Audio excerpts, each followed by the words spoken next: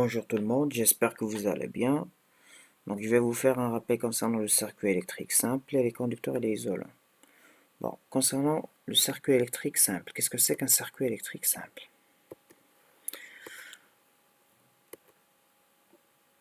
Un circuit électrique simple est une seule boucle fermée qui contient un générateur. Son rôle c'est de produire le courant électrique, peut-être soit pile, soit batterie. Un interrupteur qui permet de fermer ou d'ouvrir le circuit. Un récepteur qui reçoit le courant électrique, peut-être soit une lampe, soit un moteur. Des fils de connexion permettent la liaison entre les différents éléments du circuit. Bon, remarque, un dipôle est un composant électrique comportant deux bornes. Comme son nom l'indique, un dipôle, c'est-à-dire qu'il contient deux pôles. Les deux pôles peuvent être soit identiques, soit différents.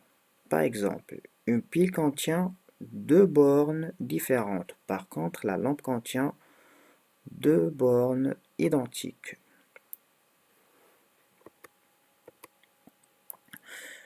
Concernant la représentation du circuit électrique, pour faire la représentation d'un circuit électrique, on a toujours besoin des symboles normalisés. Les symboles normalisés, donc les voilà. Voici le symbole d'une pile, une lampe, un interrupteur ouvert, fermé, des fils de connexion, moteur et diode. Un circuit électrique est représenté simplement par un schéma électrique. Donc suivez avec moi l'animation suivante qui va nous permettre de savoir les schémas des circuits électriques.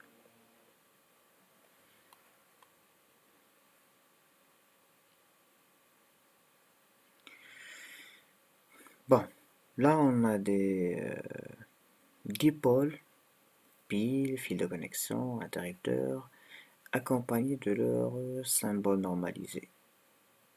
Donc on passe. Maintenant, on a un circuit électrique simple qui se constitue d'une pile, un interrupteur ouvert et une lampe éteinte, et on va le schématiser. Comme je vous ai dit, on a un interrupteur ouvert, le voilà, voici le symbole normalisé d'un interrupteur ouvert, une lampe, voici la lampe éteinte, et une pile. Comme vous voyez, la borne positive de la pile se trouve en haut, donc du coup, il faut choisir ce symbole normalisé et non pas l'autre. Voyons voir est-ce que le schéma est juste ou non. Donc c'est bon, le schéma est bon. Passons maintenant à un autre circuit, donc le deuxième circuit. Ce circuit contient une pile de 4,5 volts, un interrupteur fermé cette fois et un moteur. Donc on a un interrupteur fermé, donc voici le symbole normalisé d'un interrupteur fermé. Une lampe, on ne va pas l'utiliser, donc on a un moteur, voici le moteur, et une pile, et bien sûr on va prendre celle-là parce que la borne positive se trouve en haut. Très bien, validé. Donc le schéma est correct. Passons à l'avant-dernier schéma. Donc dans ce circuit, on a une pile, un interrupteur ouvert, une diode et une lampe éteinte. Donc une pile. Mais cette fois-ci, la borne négative se trouve en haut. Oui. Donc un interrupteur ouvert. Donc voici l'interrupteur ouvert. Une diode. Voici la diode. Et la lampe. Voici la lampe. Le symbole normalisé de la lampe. Validé. Donc ce schéma est correct.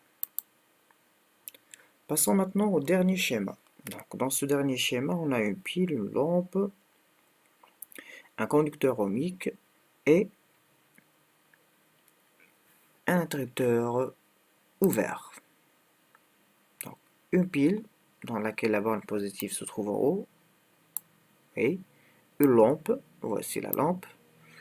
Un conducteur ohmique, voici le symbole normalisé d'un conducteur ohmique. Et un interrupteur ouvert, validé. C'est bon, très bien. Concernant le cours, les conducteurs et les isolants. Bon, expérience. Plaçons des objets de différents matériaux entre les points A et B du circuit suivant. Donc on a ce circuit dans lequel on a une lampe, une pile, un interrupteur fermé et A et B. Observation. Qu'est-ce qu'on observe? Bah, lorsqu'on rajoute par exemple ou bien on insère entre A et B un matériau plastique, est-ce que la lampe brille ou non? Vas-y, répondez. Non. Très bien. Donc la lampe reste éteinte. Et cette fois-ci, si le matériau inséré est en fer, est-ce que la lampe brille? Oui, très bien. Donc la lampe est allumée. Bois? Non. Très bien, éteinte.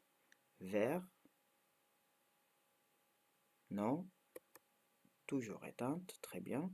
Et cette fois-ci, si on insère un matériau en cuivre, est-ce que la lampe brille ou non? Oui, très bien. Donc la lampe est allumée. Donc, d'une façon générale, la lampe dans ce cas sert d'un témoin, c'est-à-dire si le matériau qu'on utilise laisse passer le courant électrique. Donc la lampe brille, sinon elle reste éteinte. Conclusion. Donc les conducteurs électriques ont la propriété de laisser passer le courant électrique comme le fer, le cuivre, donc d'une façon générale les métaux, même l'eau et l'homme.